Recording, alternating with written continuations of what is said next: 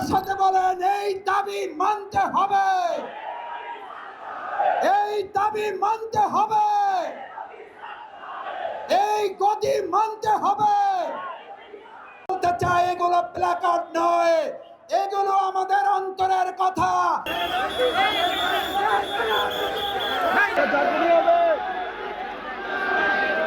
তেল বিদ্যুৎ গ্যাসের অভাবে সেই দিশেহারা বাংলাদেশ, সেই বাংলাদেশে ম্যানেজমেন্টের প্রধানমন্ত্রী, শোয়াব প্রধানমন্ত্রী তারেক রহমানের আর এক মুহূর্ত ক্ষমতায় থাকার অধিকার নাই।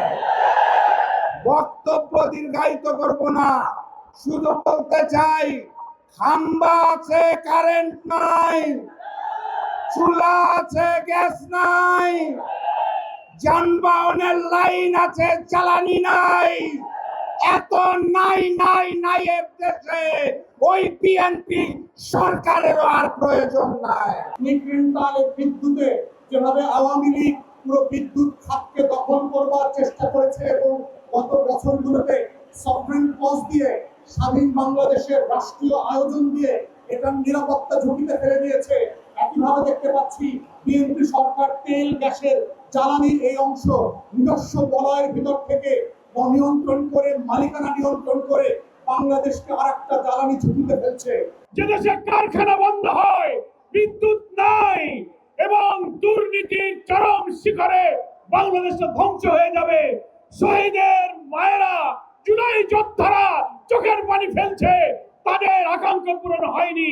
সেই দেশে কি বিরোধী দলের কাছে কথা বলার মতো আন্দোলনের কোন ইস্যু আছে কিনা আপনারা বলুন। গত 3 মাসে 31,000 কোটি টাকা ঋণ খেলাপি হয়েছে। সুতরাং সরকার যেটা করার সেটা করছে। আমি প্রথম দিনে বলেছি, আপনাকে যদি সরকার পরিচালনা করতে হয়, শিক্ষিত লোকের প্রয়োজন, দক্ষ লোকের প্রয়োজন, জ্ঞানী লোকের প্রয়োজন। ব্যাংক খেলাপিদেরকে দিয়ে দেশ চালাতে পারবেন না, চোরদেরকে দিয়ে দেশ চালাতে পারবেন না।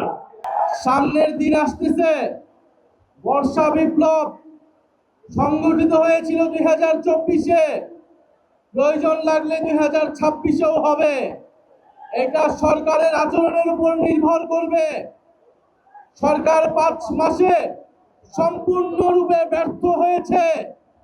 গ্যাস দিতে পারছে না, বিদ্যুৎ দিতে পারছে না, দ্রব্যমূল্য নিয়ন্ত্রণে রাখতে পারছে না। কর্মসংস্থানের প্রতিশ্রুতি দিয়েছিল, একটি কর্মসংস্থানও নিশ্চিত করতে পারে নাই।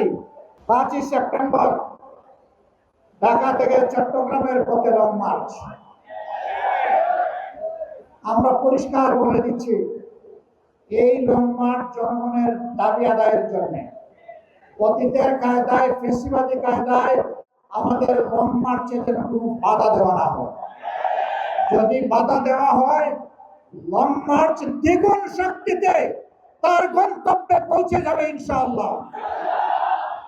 সম্মানিত ভাইরা, 19 সেপ্টেম্বর ঢাকা থেকে আমরা রংপুর পৌঁছবো ইনশাআল্লাহ।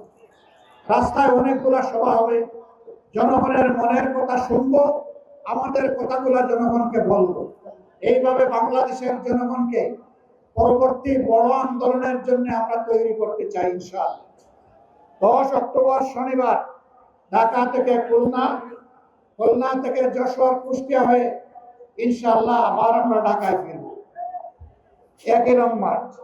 24 অক্টোবর শনিবার ঢাকা থেকে সিলেটে রেলপথ যাত্রা হবে, মার্চ হবে। কেন রেলপথ? কেন সব জায়গায় সড়ক পথ, এখানে আবার রেলপথ কি জন্য? যেহেতু জামাতে ইসলামের আমিরের বাড়ি সিলেটের জন্য, তাই না? জিনা, এটার জন্য।